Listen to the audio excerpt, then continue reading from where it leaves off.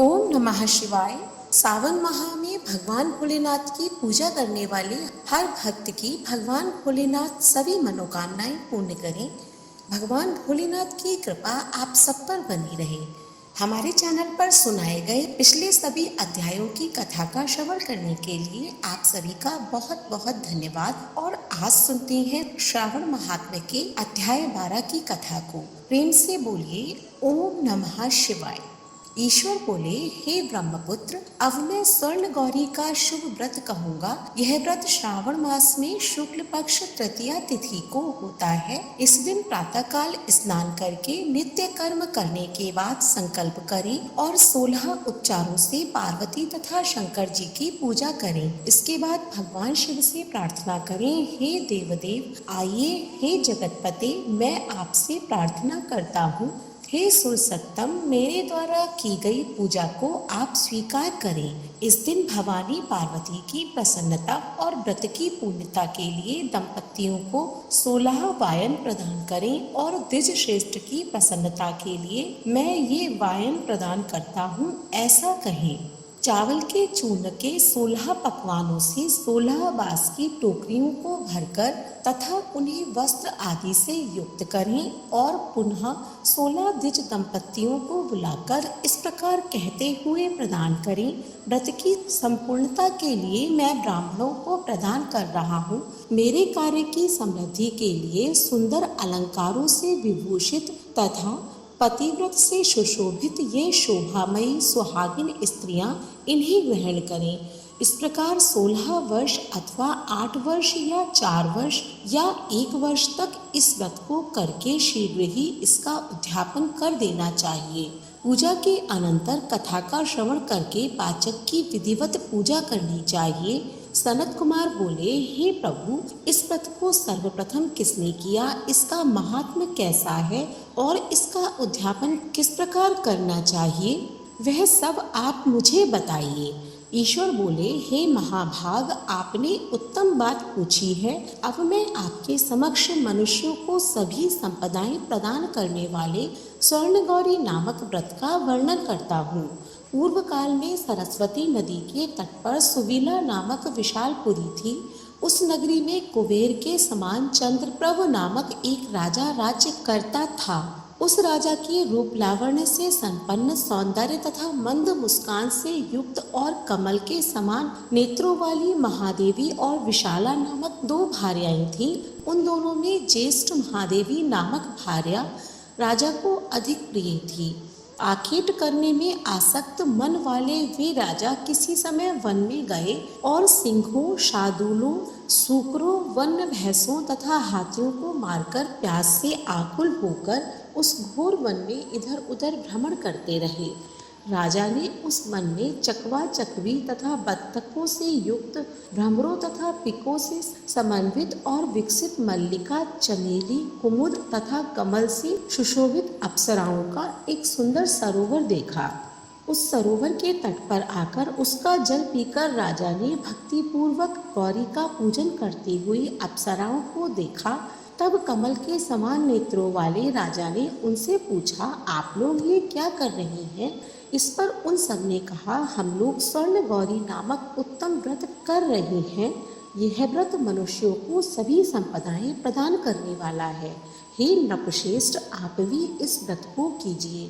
राजा बोले, इसका विधान कैसा है और इसका फल क्या है, मुझे यह सब विस्तार से बताएं।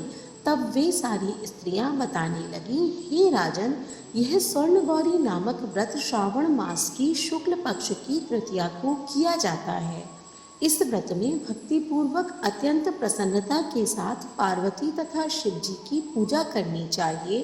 पुरुष को 16 तारों वाला एक डोरा दाहिने हाथ में बांधना चाहिए। स्त्रियों के लिए बाएं हाथ में या गले में इस डोरे को बांधना चाहिए। यह सब सुनने के बाद संयत चित्त वाले राजा ने भी उस व्रत को संपन्न करके 16 धागों से युक्त डोरे को अपने दाहिने हाथ में बांध लिया। उन्होंने कहा, हे देवदेवशी, मैं इस डोरे को बांधता हूँ, आप मेरे ऊपर प्रसन्न हो और मेरा कल्याण करें। इस प्रकार देवी का व्रत करके वह अपने घर आ गए। राजा के हाथ में डोरा देखकर ज्येष्ठ रानी महादेवी ने पूछा और सारी बात सुनकर वह राजा के ऊपर अत्यंत कुपित हो उठी। राजा ने कहा, ऐसा मत करो। लेकिन रानी ने उस डोरे को तोड़कर बाहर एक सूखे पेड़ के ऊपर फेंक दिया। उस डोरे के स्पर्श मात्र से वह वृक्ष पल्लवों से युक्त हो गया। उसके बाद उसे देखकर दूसरी रानी भी आश्चर्यचकित हो उठी और उस वृक्ष पर स्थित टूटे हुए डोरे को उसने अपने बाएं हाथ में बांध लिया। उसी समय से उसके व्रत के महात्म्य से वह रानी राजा के लिए अत्यंत प्रिय हो गई। वह ज्येष्ठ रानी व्रत के अपचार के कारण राजा से विरक्त होकर दुखित हो वन में चली गई। अपने मन में वह भगवती देवी का ध्यान करते हुए मुनियों के पवित्र आश्रम में निवास करने लगी। कहीं कहीं श्रेष्ठ मुनियों के द्वारा यह कहकर आश्रम में रहने से रोक दी जाती थी कि हे पापिन, अपनी इच्छा के अनुसार यहाँ से चली जाओ। इस प्रकार घोर वन में इधर उधर भ्रमण करती हुई वह अत्यंत खिन्न होकर एक स्थान पर बैठ गई। तब उसके ऊपर कृपा करके देवी उसके समक्ष प्रकट हो गईं। उन्हें देखकर वह रानी भूमि पर दंडवत प्रणाम करके उनकी स्तुति करने लगी। हे देवी, आपकी जय हो, आपको नमस्कार है। हे भक्तों को वर देने वाली, आपकी जय हो। शंकर के वाम भाग में विराजने वाली, आपकी जय हो। हे मंगल मंगलई, आपकी जय हो। तब देवी की भक्ति के द्वारा वरदान प्राप्त करके और उन गौरी की अर्चना करके उसने जो व्रत किया उसके प्रभाव से रानी के पति उसे घर ले आए। उसके बाद देवी की कृपा से उसकी सभी कामनाएं पूर्ण हो गईं। राजा सभी समृद्धियों से संपन्न होकर उन दोनों के साथ पूर्ण रूप से राज्य करने लगे। अंत में राजा ने उन दोनों रानियों सहित शिव पद को प्राप्त किया।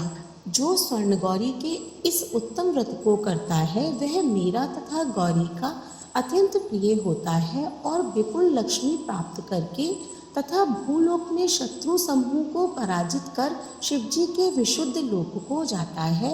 हे सनत कुमार, अब आप दत्तचित्त होकर इस व्रत के उद्यापन की विधि को सुनिए।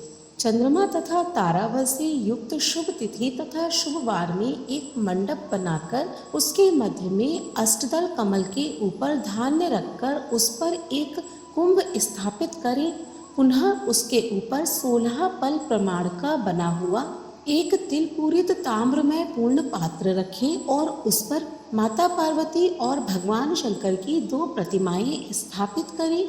शिवजी की प्रतिमा श्वेत वर्ण के 2 वस्त्रों तथा शुक्ल वर्ण के यज्ञोपवीत से सुशोभित हो। उसके बाद वेदांत मंत्रों से विधि पूर्वक उनकी प्रतिष्ठा करें और भली भांति पूजा करके रात्रि में जागरण करें। इसके अनंतर प्रातःकाल पूजा करने के बाद होम करें। सर्वप्रथम ग्रह होम करके प्रधान होम करें। हवन के लिए यव मिश्रित तिल घृत से पूर्ण रूप से सशक्त होना चाहिए। 1000 अथवा 100 आहुति डालनी चाहिए। उसके बाद वस्त्र अलंकार तथा गौ के द्वारा आचार्य की पूजा करनी चाहिए और वायन प्रदान करना चाहिए। इसके बाद ब्राह्मणों को भोजन कराना चाहिए। साथ ही 16 दंपतियों को भी भोजन कराना चाहिए। अपने द्रव्य सामर्थ्य के अनुसार उन्हें भूयसी दक्षिणा देनी चाहिए। अंत में हर्षो उल्लास से युक्त होकर बंधुजनों के साथ स्वयं भोजन करना चाहिए। इस प्रकार श्री स्कंद पुराण के अंतर्गत ईश्वर सनत कुमार संवाद में श्रावण मास महात्म्य में तृतीया में स्वर्ण गौरी व्रत कथन नामक 12वां अध्याय पूर्ण हुआ। बोलिए भोलेनाथ भगवान की जय। अगले अध्याय का श्रवण करने के लिए हमारे चैनल को सब्सक्राइब करें। आज की वीडियो पसंद आई हो तो कमेंट बॉक्स में ओम नमः शिवाय अवश्य लिखें। ऐसी ही धार्मिक वीडियोस देखने के लिए हमारे चैनल को सब्सक्राइब करें। धन्यवाद।